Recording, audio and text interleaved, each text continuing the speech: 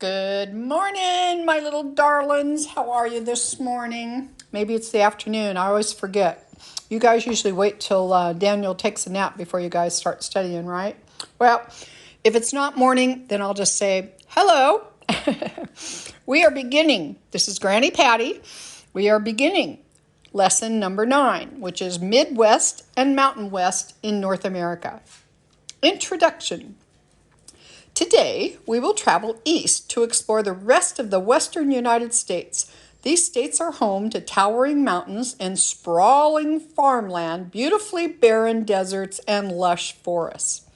This vast expanse of land was once wild and free, the Wild West, full of roaming bison herds, untamed grasslands, and forests teeming with life, and the only humans were the indigenous peoples living in harmony with their surroundings. This wild and untamed land,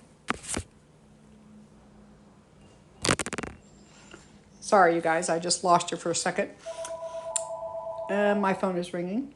We'll wait till the second ring, and hang on. Okay.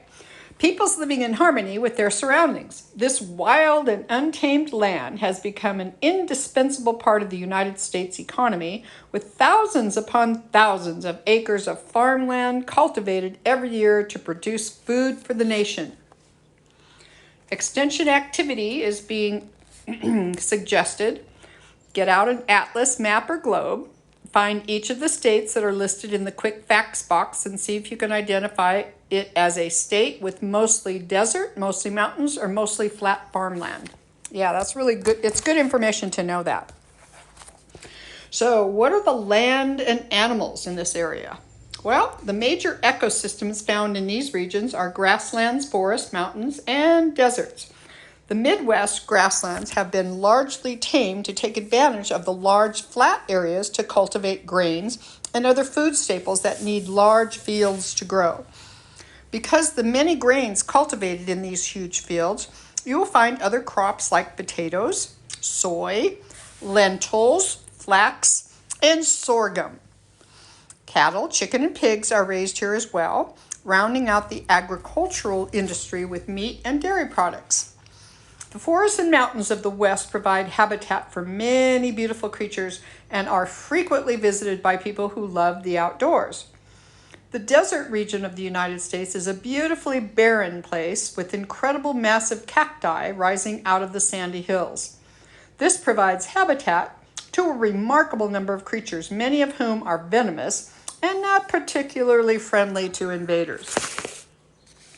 The mountain bluebird makes its home in the mountains of the western United States. The light blue bird is one of the most beautiful birds in North America. As members of the thrush family, they tend to nest in more remote areas, both in open prairies as well as above mountain tree lines. They can even be found in the desert.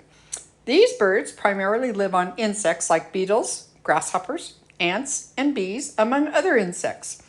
Berries are another source of food that help them, especially in the winter months where insects are less commonly found. These birds can lay anywhere from 4 to 8 pale blue or white eggs, and the mother will incubate them for 13 to 17 days. It's a little over 2 weeks. Once hatched, both parents feed the young until they are old enough to hunt on their own. They stay with their parents until they are almost 2 months old. Mountain bluebirds generally have 2 broods each year. Oh, another activity break. Look up pictures of several of the states mentioned in this lesson. Compare the prairies of the Midwest states like North Dakota and Wisconsin with the forests in the Mountain West states like Idaho and Colorado, and the desert areas of the Mountain West states like Arizona and Nevada. Which landscape would you prefer to visit?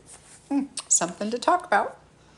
So what kind of food are we growing in this part of the world? Well, traveling through the Midwest, which is Minnesota, North Dakota, South Dakota, Nebraska, Kansas, Iowa, Missouri, Wisconsin, Michigan, Illinois, Indiana, and Ohio, you will encounter delightful dishes found nowhere else, along with some similar foods to the Canadian prairies.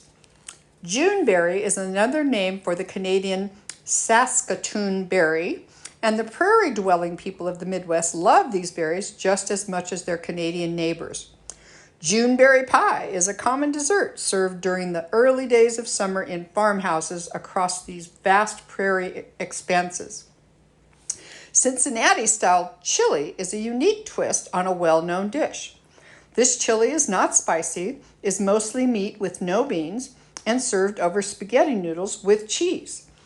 Another Midwest twist on Italian food is toasted ravioli. These deep-fried bites are served with marinara sauce for dipping. Michigan pasties are known for their sturdy individual pie crusts stuffed with meat and veggies. In Illinois, you can find a horseshoe sandwich, a meat sandwich topped with huge amounts of cheese, sauce, and fries. One last unique food you'll find here in North Dakota, chippers. These delicious potato chips are dunked in chocolate for an irresistible sweet and salty treat. Ew, that doesn't sound very good to me. All right, we're moving on to history and culture. There have been many movies made and books written in the setting of the Wild West of the United States. Stagecoaches, outlaws, dirt paths, and town sheriffs are all common stereotypes of the Old West that have found their way into the pages of books and the Hollywood screen. The original 13 states were largely located along the eastern coast of the U.S., with the land to the west a vast, wild unknown. This untamed land was inhabited by indigenous people groups that had learned to adapt to the unique challenges of their home territories. As the European settlers moved west, they encountered land that was not always easy to live in, and they found themselves not only at odds with nature, but with the current inhabitants of the land as well. Despite many challenges, the European people that settled the West succeeded in taming the land and making a viable living from it, often with the help of the friendly indigenous people that helped them understand how to survive and thrive in very different climates. As more and more settlers moved west, more and more states were added to the nation. Slowly, through exploration or purchase, the United States grew in size to fill its current borders. This expansion was costly, both in economic challenges, particularly uniting the nation with a railway, and in the loss of human life. Many wars were fought between the settlers and the indigenous people. The settlers suffered from the dangers and challenges of living in this new environment, and the indigenous people suffered from new and deadly diseases brought by settlers. Well, my goodness, it is time to let me tell you about one more hands-on activity. Use clay to make a canyon. Use clay to make a canyon. Form high walls with a space at the bottom for the river. Pour water through the canyon, starting at one side, and watch as it flows through your canyon. Try to pour different amounts of water through it. Does the water move faster when there is more of it? This might be something you guys could do on the ranch, because you've got plenty of dirt out there, so it might be kind of a fun day to do that. Anyways, you know what time it is. Mommy's got to help you. You guys got to open up your notebooks. I hope you're doing good. I hope you're being nice to each other. I hope you're being absolutely wonderful to your parents and taking care of yourselves. Granny Patty loves you. And for now, I'm going to say bye-bye.